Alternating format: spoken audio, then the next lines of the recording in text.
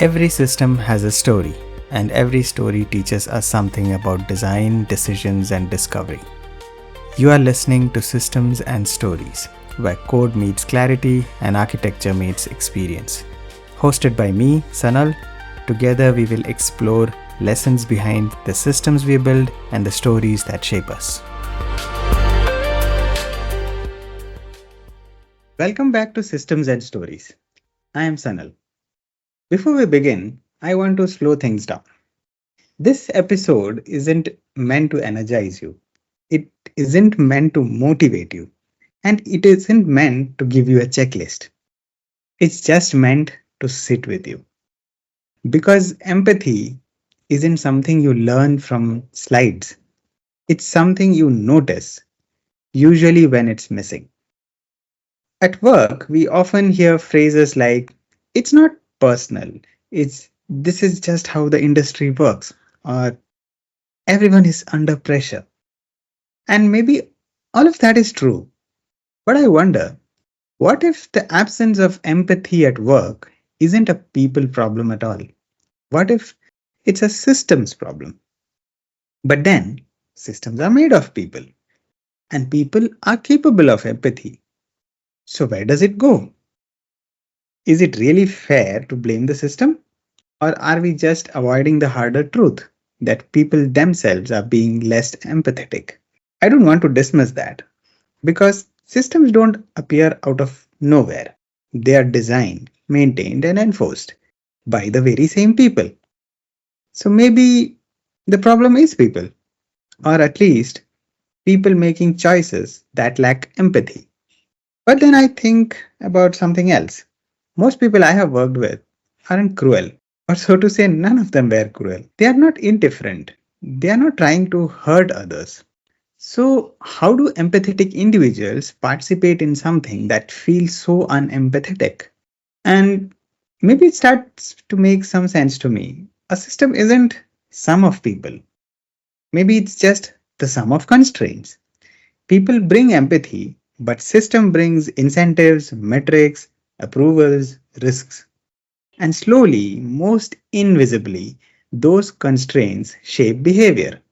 You stop asking what's the human cost. You start asking, can I justify this?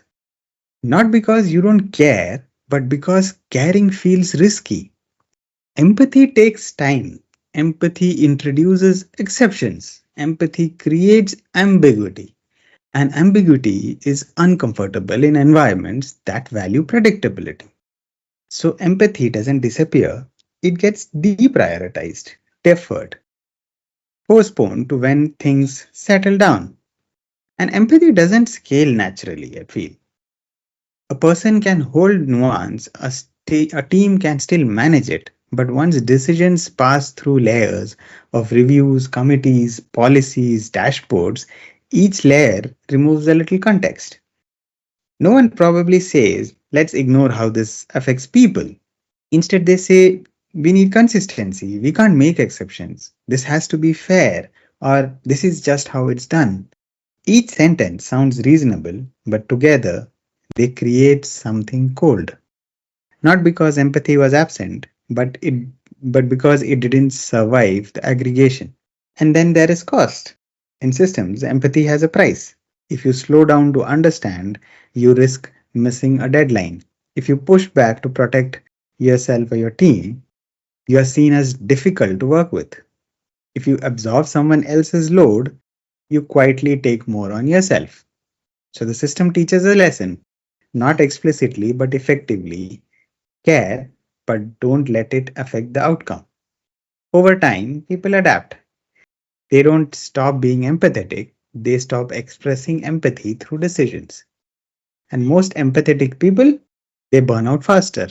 They carry invisible load. They compensate for what system won't.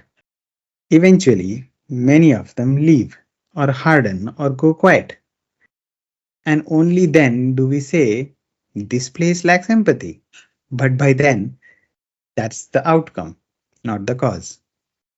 So maybe systems don't remove empathy, but they drain it by taxing it, making it risky, making it expensive for everyone. Which brings me back to the original idea that most workplaces don't lack empathetic people, they lack empathetic systems. Systems that assumes that we have unlimited energy, we have constant availability, that we will have a linear, non-interruptive days. When systems are unempathetic, people start to compensate. And for a while, that looks like great commitment until that becomes exhaustion. I don't believe workplaces fail because people don't care. It fails because care isn't designed into the system. Empathy isn't softness, it's foresight. It's choosing sustainability over spectacle, clarity over constant urgency, and human longevity over the short term output. So here's the question I leave you with. If acting empathetically in your system costs you something, what does that say about the system? But first, thanks for listening. If this episode resonated with you, maybe there is someone you have worked with or are working with right now who might need to hear it too. Not as an advice or not as a criticism, just as a shared moment of reflection. And if you have the space to do it, maybe be a little more empathetic than the system requires. Sometimes that's how the systems change.